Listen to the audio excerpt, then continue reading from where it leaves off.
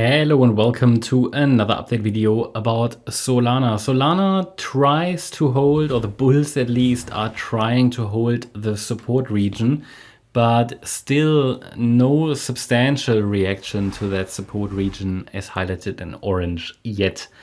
So we have two main support, or one main support area on the chart that consists of 3 Fibonacci retracement levels. Here, the 23.6, the 38.2, and the 50% Fibonacci retracement levels at $108, $72, and $52. And this is really the main one, I think. It's the most reliable one. Everything at the moment on the smallest time frames, it is going to morph a lot. It's going to transform. I mean, this structure here on the Solana chart, it has remained stable now for several weeks. However, we are dealing with corrective structures, as you know, and we're moving in a bit of a range there at the moment. It's just moving sideways, really, and we are holding support for now, so I cannot confirm the red scenario yet. The yellow count still has a chance. Probability is fairly balanced on the smaller time frames.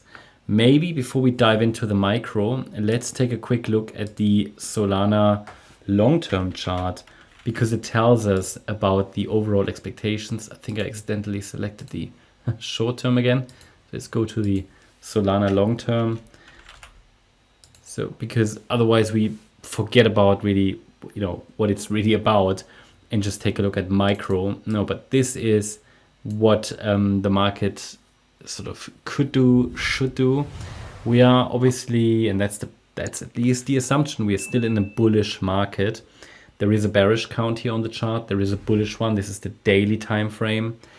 But especially because we are in a bullish market, the market would rather tend to choose let's say, the count that points towards one more high, which in this case is the yellow one on the daily time frame. And here you can see also the support area that I mentioned. It differs like a couple of dollars, I think. Just need to adjust that. I think it shifted slightly. So it's basically $108 to 52. That's the main support area in case this wave 4 is already unfolding. But let's just stay on this time frame. Here, the bearish count indicates that we could have topped, or we could be close to topping in a B wave and then break down in a C wave. That would be, quite bearish. I have no evidence for that. We are holding above support.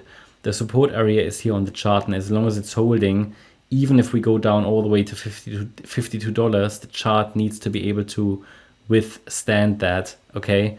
If this really is a wave 4 pullback, well, it could be deep. It doesn't have to be deep. So we have $108, $109, and then $72 as key support levels next.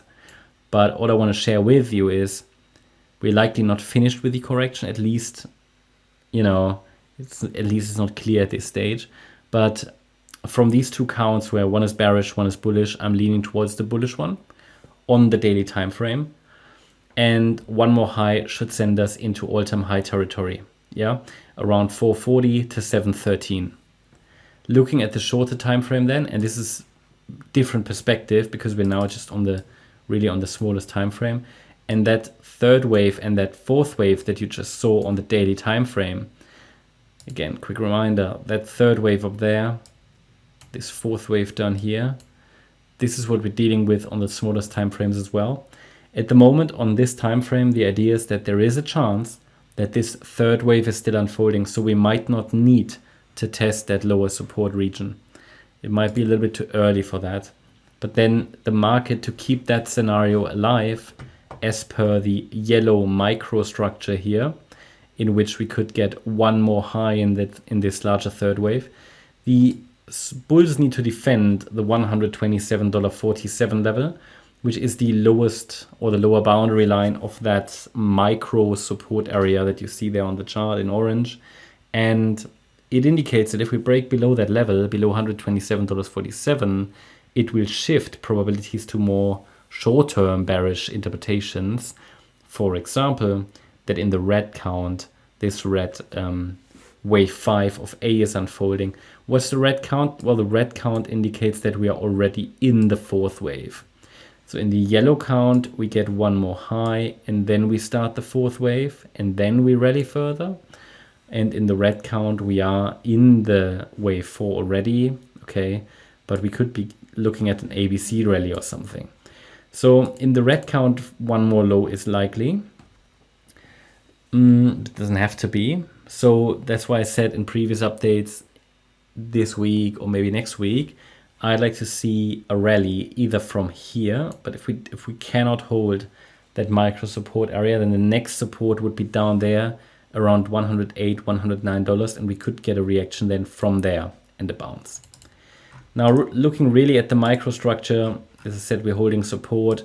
Not entirely clear what this is. This is a higher low for now. So could be that, for example, if the red count is playing out, this here is an A, B, and we're doing the 1, 2 of wave C.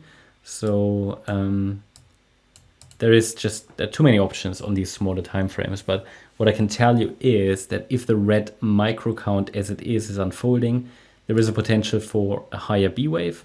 Okay, so that's probably what I would explore first, just for risk management purposes. If we break above the, if we break above the Monday high, yeah, then I would first explore if this is a higher B wave. If it isn't, and if we see like a proper, like 5-wave move up, 3-wave move down structure, then I would assume the B wave bottomed in yellow in our support zone, and we are now on our way higher.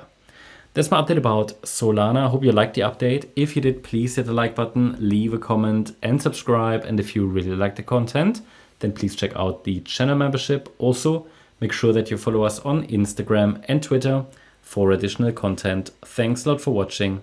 Bye-bye.